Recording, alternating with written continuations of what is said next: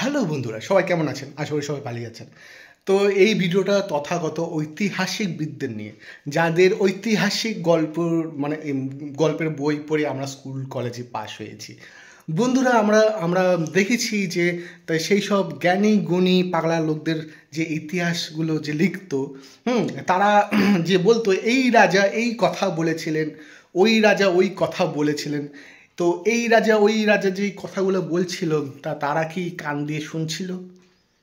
না, তারা তো কান দিয়ে শুনে নাই। তাদের প্রিন্ট মেশিনে ছাপানো বই, তাদের কলমে লেখা বই, তো আমরা পড়তে যাব কেন ভাই? সিম্পল, আমরা জানি a²+2ab² আমরা জানি, আমরা এটা প্রমাণ করে দেখাতে পারি যে এই পদার্থর সাথে এই পদার্থ মিশালে একটা নতুন ধরনের পদার্থ সৃষ্টি হবে বিজ্ঞানের দিক থেকে। কিন্তু ইতিহাসকে আমরা কি করে কোন পদার্থের সাথে মিক্স করে আমরা ভাই প্রমাণ করতে পারবো? এই রাজার সময় এই রাজার ধন সম্পত্তি এতটাও ছিল ভাই, ওদের ধন সম্পত্তি ছিল তো আমাদের কি? আমরা তো নিজেরা দেখি নেই, তোমরাও দেখো নেই। সেই রাজার সময় একটা স্বর্ণযুগ ছিল।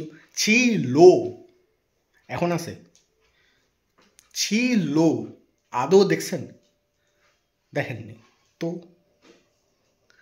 যেটা জিনিস আপনারা দেখেননি ওটা জিনিস মগজ ধলাই করেন কেন? যে হ্যাঁ, আমাদের ইতিহাসটা সব থেকে বেস্ট। ভাই, তুমি তো নিজেই দেখো না ইতিহাসকে। তুমি তো লিখছো পেন দিয়ে, নিজের পেন, নিজের মাথা, নিজের আইডিয়া, নিজের ওয়েবসাইট, সেটা আবার ওয়েবসাইটটা আমাদেরকে পড়তে বলতেছো। আদৌ হয়েছে কিনা সন্দেহ। তো সেটা চিন্তা ভাবনা করে একটা আজগুবি গল্প লিখে আমাদের স্কুল কলেজের ছাত্রদের মগজ ধলাই করো কেন?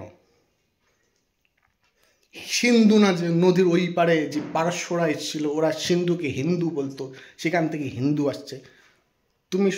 তোমার কি মানে তোমার মামার বিয়ে লাগছিল তো সেই সময়?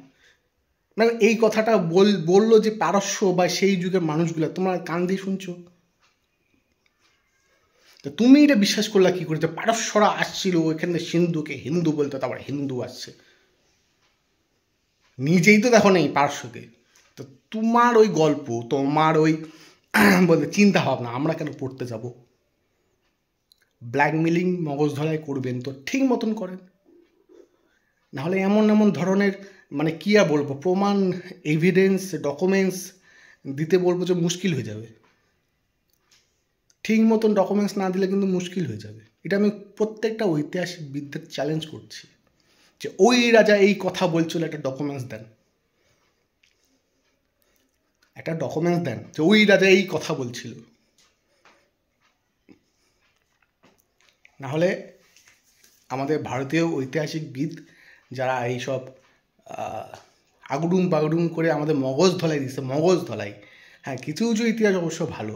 হরপ্পা সভ্যতা, ঠিক আছে, হরপ্পা সভ্যতা একটা ভাঙাচুরা বাড়ির বলতে গেলে এরিয়া, সভ্যতার একটা ভাঙাচুরা বাড়ি হরপ্পা।